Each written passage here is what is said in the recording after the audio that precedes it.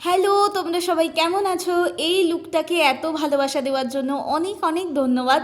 চলো তোমাদের সাথে শেয়ার করি আমি এই লুকটা ক্রিয়েট করার জন্য কি কি গয়না পরেছিলাম। তোমরা অনেকেই জানতে চেয়েছো যে দিদি এই গয়নাগুলো কোথা থেকে কিনেছো, কত দাম নিয়েছে। দেখো, প্রথমেই হাতে পরেছিলাম একটা প্লাস্টিকের শাঁখাপলা, 10 টাকা মতন দাম নিয়েছিল মনে হয়, মেলা থেকে কেনা। আর তার সাথে পরেছিলাম মায়ের পুরনো বাতিল একটা পলা বাঁধানো, আর তার সাথে একটা কঙ্কন ছিল, যে কঙ্কনটা বড়বাজার থেকে কেনা ছিল। আমার ঠিক মনে নেই, তবে 150 থেকে 200 টাকা দাম ছিল। তোমরা এর রেপ্লিকা মিশোতে পেয়ে যাবে, ওখান থেকে তোমরা চাইলে কিনতে পারো। কিন্তু আমি কোনোটারই লিঙ্ক দিতে পারবো না, কারণ ওইভাবে অনলাইন থেকে কোনোটাই কেনা নয়। গলায় ছিল একটা সুন্দর চোকার, ঝালোর চোকার, এটা আমার বান্ধবীর ধার নেওয়া।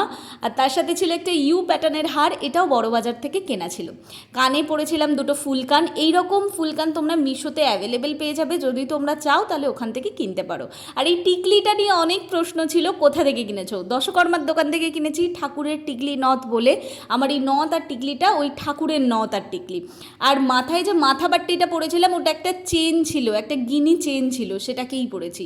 আর এই যে সাইডে যেগুলো লাগানো আমি লাগিয়েছিলাম, আর তোমরা জিজ্ঞেস করছিলে কোথা থেকে কিনেছো, প্লিজ লিঙ্ক দাও। এগুলো প্রত্যেকটা কানের পাশা, বিভিন্ন সাইজের। আমি জাস্ট পিছনের ডাটিটাকে বেঁকিয়ে নিয়ে চুলের মধ্যে আটকে নিয়েছিলাম, আর আমি কিচ্ছু করিনি। আর তোমাদের আরেকটাও প্রশ্ন ছিল, দিদি মুকুটটা কোথা থেকে কিনেছো? মুকুটটা আমি নিজে হাতে বানিয়েছি, খুব ভালো হয়নি, তবে কাজ চালানোর মতন আমি বানিয়ে নিয়েছিলাম। আশা করি তোমাদের ভালো লেগেছে বলেই তোমরা জিজ্ঞেস করছিলে।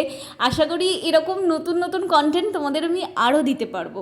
এই মুকুটটা আমার নিজের হাতে বানানো, আমার বিশ্বাসই হচ্ছে না। আর এইভাবেই আমি এই লুকটাকে কমপ্লিট করেছিলাম। তোমরা এত ভালোবাসা দিয়েছো, তার জন্য অনেক অনেক ধন্যবাদ। আমার ভীষণ ভালো লেগেছে, এইভাবেই ভালোবাসা দিতে থেকো। আশা করি নতুন ভিডিও খুব তাড়াতাড়ি আসবে।